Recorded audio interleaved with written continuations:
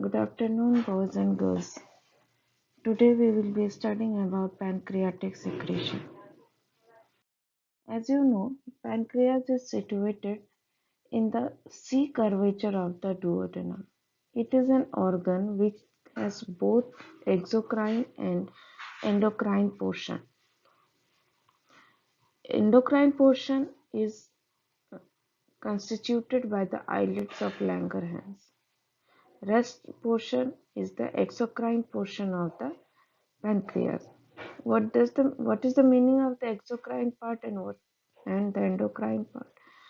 Exocrine part means the part that secretes enzymes are the exocrine part. Enzymes which are secreted in the duct, while the endocrine parts release hormones, but the hormones are released directly into the blood cells. They don't have any duct.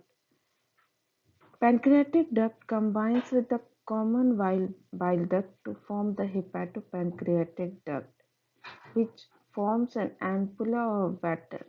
This ampulla of water opens into the second part of the duodenum and major duodenal papillae via the sphincter of Oddi.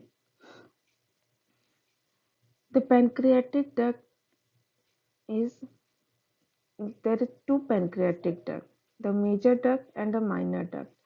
The major duct is also known as duct of Wilson, while the accessory or the minor duct is known as the duct of Santorini, which opens separately about 2 mm above the opening of the duct of Wilson. See, the portion of the duodenum. The duodenum is divided in head, neck, body, and tail portion. Here you can see the how the pancreatic duct and the bile duct are joining together and they are forming a ampulla of water, and this is opening in the C curvature of the duodenum or the second part of the duodenum by sphincter of Oddi. Here you can see the major duct. This one is the major duct or duct of Wilson, and this is the minor duct or the duct of Santorini.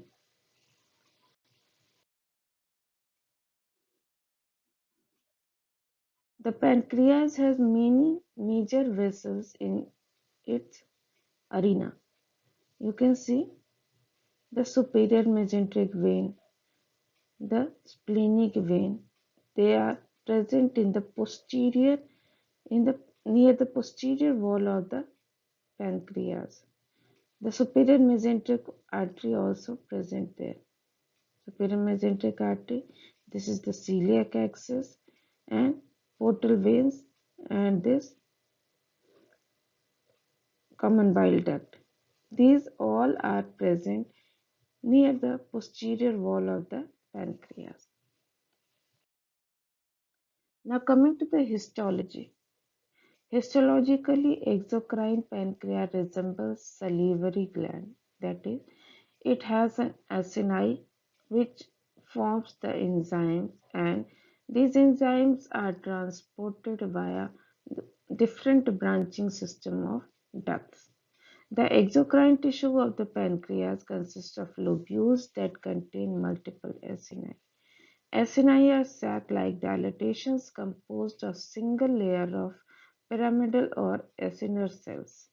Acinar cells contain multiple endoplasmic reticulum, Golgi apparatus, enzymes and granules, all those structures that are required for protein synthesis and secretion are present in the acinar cells, and these organelles are located in the apical region of the acinar cells. A few centroacinar cells line the lumen of the acinus. Acini open to intercalated duct, which in turn empty into intralobular duct. Intralobular duct continues as the main duct. The acini secrete enzymes of the pancreatic juice The aqueous component of the pancreatic juice is produced by the epithelial cells that line the pancreatic duct. So in this also you can see the enzymatic portions comes from the acinus, while the aqueous portion of the enzyme is secreted by the ductal cells, okay, or epithelial cells of the pancreatic duct. See, this is these are the apical cells. These pink ones are the apical cells, while the green ones are the the epithelial cells of the duct. These apical cells, these apical cells are producing the enzymes, while the ductal cells produce the aqueous component of the enzyme. You see the apical portion of these cells or pyramidal cells are lined up with the organelles, which are actively involved in the formation of the um, proteins or enzymes. These are known as the zymogen granules. Now coming to the nerve supply. Pancreas is supplied by both parasympathetic and sympathetic fibers. Parasympathetic fibers are the vagal fibers. The vagal fibers are present. The vagal fibers innervate both the acinar cells or the exocrine tissue and the islet cell, that's the endocrine tissue, via the postganglionic fiber. In fact, the ganglions of the vagal fibers are also present in the tissue itself, pancreatic tissue itself. Stimulation of the pancreatic fibers increases exocrine pancreatic secretion. The sympathetic fibers coming from the celiac and superior mesenteric plexuses, they innervate both the pancreatic blood vessels and the tissue as well. The stimulation of sympathetic fibers inhibit pancreatic secretion. Now coming to the pancreatic speciality of the pancreatic secretion. The daily secretion of pancreatic juice is about 1.2 to 1.5 liter, or you can say 1200 to 1500 ml. Pancreatic juice is alkaline and the pH varies from 7.5 to 8.5 as it is rich in bicarbonate. How much rich? The bicarbonate content is about 120 milliequivalent per liter. The alkaline nature of the pancreatic juice protects the duodenal mucosa from the acidic kind. The specific gravity is about 1.010 to 1.018. Instead of the rich alkaline or bicarbonate content of the pancreatic juice is isotonic with the plasma.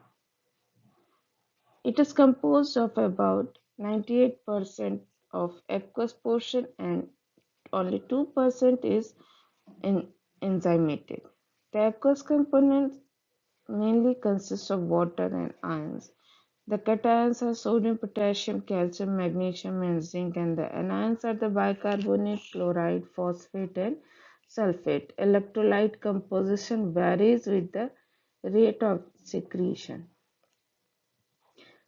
During slow rate of secretion, the enzymatic electrolyte component is about 70%. But as the secretion rate increases, the enzymatic electrolyte component increases.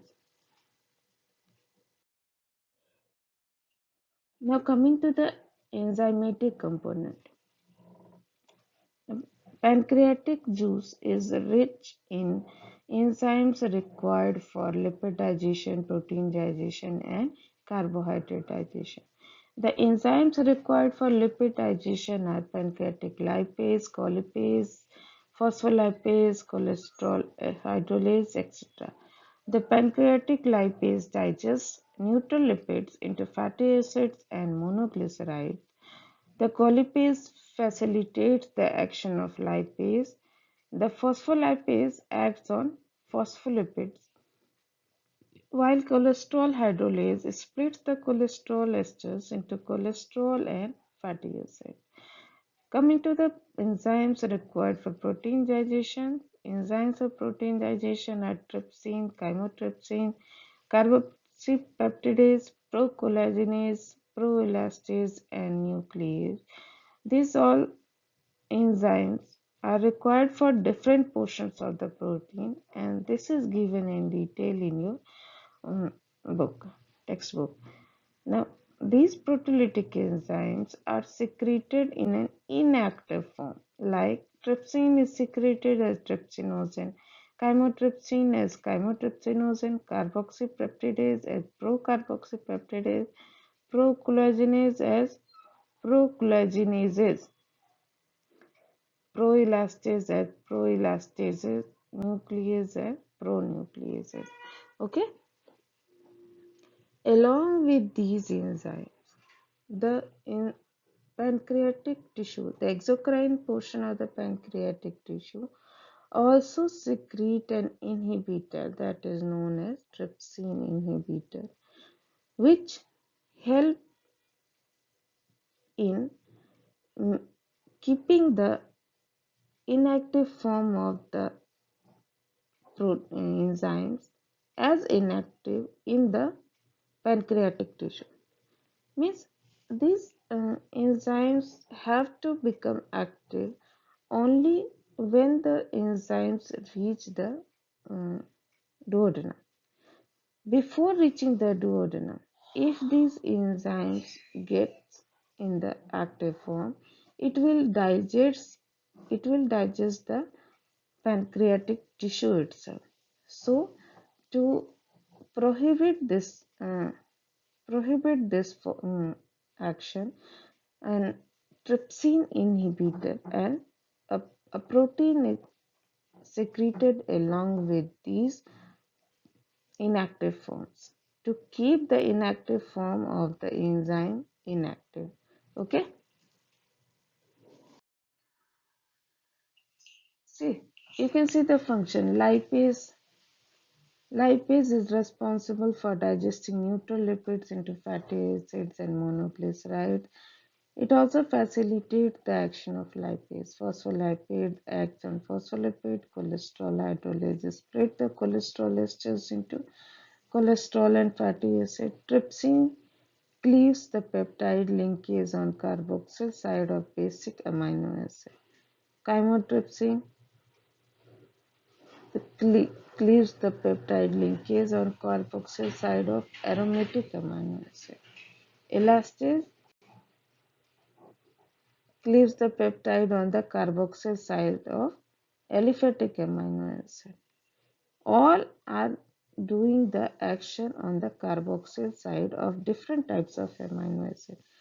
Trypsin acts on basic amino acid, chymotrypsin on aromatic amino acid, elastase on aliphatic amino acid, carboxypeptidase, and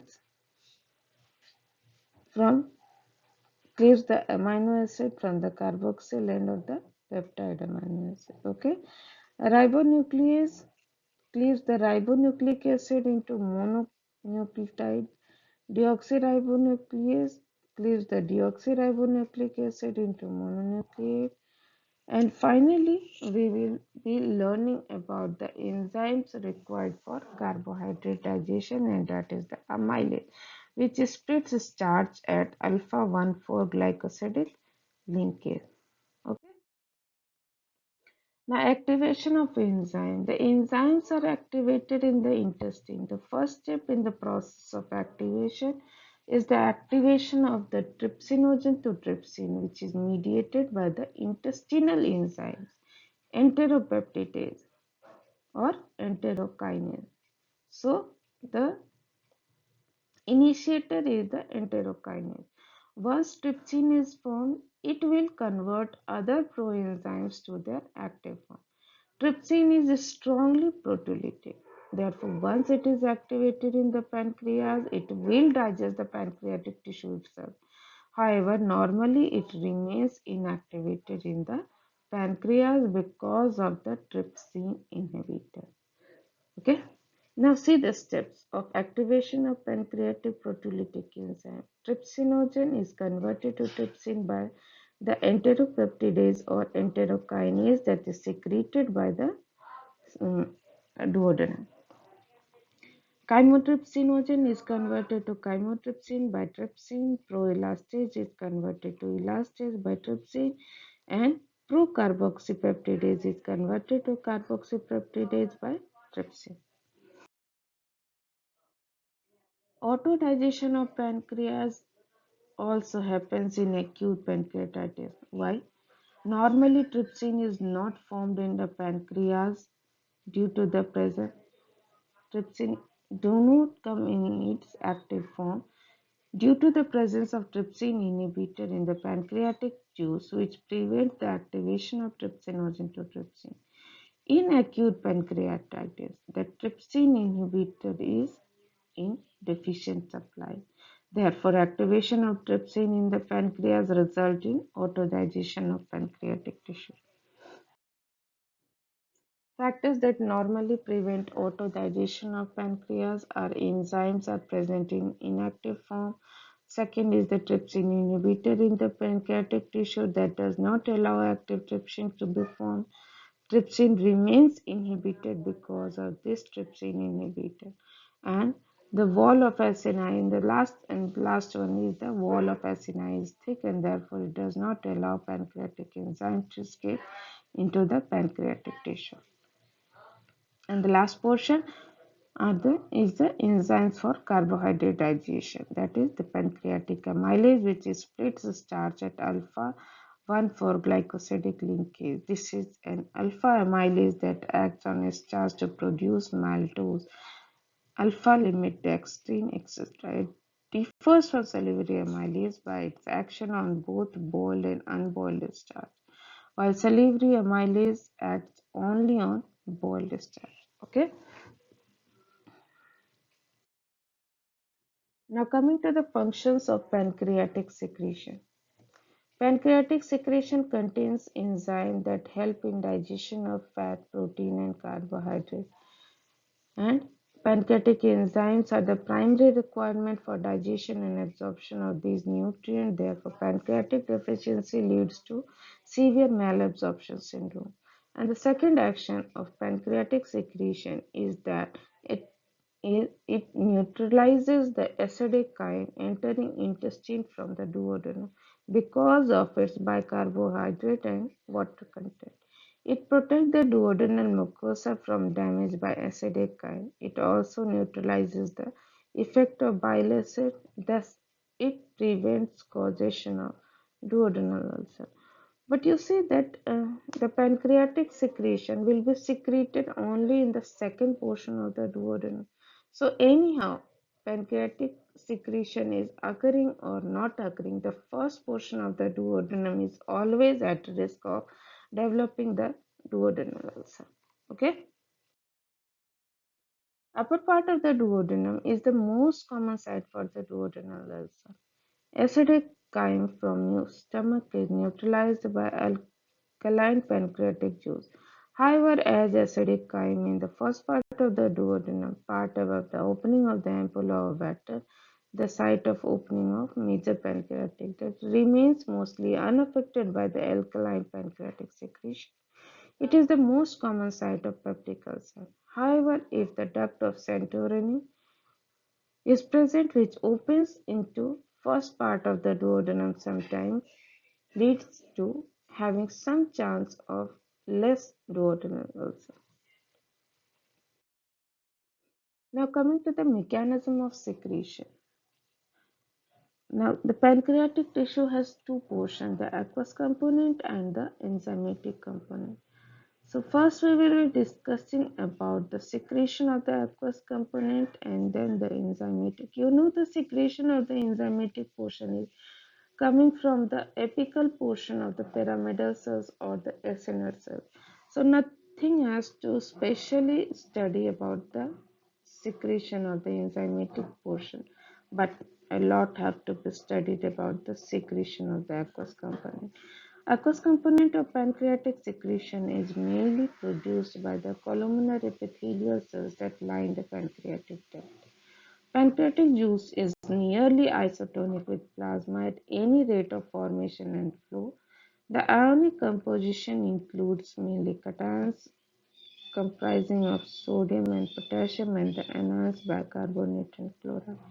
The sodium and potassium concentration of pancreatic juice is similar to that of plasma, but bicarbonate and chloride concentration varies according to the rate of secretion. At lower rate of secretion, concentration of bicarbonate and chloride is about 70% of plasma, but at the higher rate of secretion, their concentration is more than 100% of plasma. The aqueous component secreted by the duct cell is hypertonic to plasma as it contains more bicarbonate. See, this acinar portion having the primary secretion enzyme and it has sodium chloride, potassium and bicarbonate similar to plasma, while the duct cells are responsible for the secretion of the aqueous portion. Here, the chloride is exchanged with bicarbonate. Okay. But when the secretion passes through the duct, water moves into the duct lumen to make the pancreatic juice isotonic, during which bicarbonate is partly exchanged with chloride by the bicarbonate chloride exchanger present on the luminal membrane. Bicarbonate in the epithelial cells is derived from how it is coming in all the cells from the action of the carbonic acid. Action on the carbonic acid by carbonic anhydrase. This carbonic acid in the presence of carbonic anhydrase forms CO2 and water. The cytosolic H plus is exchanged by sodium potassium sodium hydrogen exchanger located at the basolateral membrane. Excess of sodium that enters the duct epithelial cells is pumped out of the cell by sodium-potassium pump located on the basolateral surface, which actively pumps potassium into the cell. In the resting state or interdigestive phase, the secretion of the aqueous component occurs mainly from the intercalated and intralobular duct. But in the stimulated state, after eating, the secretion occurs additionally from the extralobular duct, which has higher bicarbonate concentration. See this, you can see the duct epithelial cells. This is the apical membrane or the side lining the ductal lumen, and this is the basolateral membrane. In the basolateral membrane, there is sodium-potassium pump. The potassium is exchanged Potassium is actively secreted inside the cell in exchange of sodium. Sodium is also exchanged with hydrogen. Okay. Now, after the formation of bicarbonate, bicarbonate from the action after the action of the carbonic anhydrase, we have high concentration of bicarbonate and H plus. H plus is exchanged in with hydrogen by the sodium hydrogen exchanger, and this sodium is exchanged with potassium by the sodium potassium pump, and finally the potassium is secreted inside the cells. Now the chloride is exchanged by the chloride bicarbonate exchanger, partly only, not the whole of the thing. Some of the bicarbonate is exchanged, and in exchange the cell is receiving the chloride. But this chloride bicarbonate exchanger is controlled by the CFTR controlling chloride channel. Okay, what is this CFTR? CFTR is cystic fibrosis transmembrane regulated chloride channel. Okay. Now, what is the role of CFTR? Chloride transport across the acinar cells and the duct epithelial cells occurs via the voltage-gated chloride channels. Okay, you have seen this.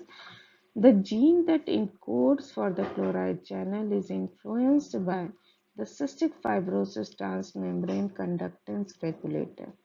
CFTR is located in the apical membrane of the epithelial cells in the pancreatic duct. Alteration of CFTR results in decreased number of chloride channels. Therefore, chloride transport into the duct lumen is impaired.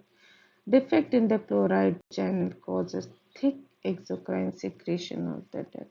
That is, water content of the exocrine secretion is decreased.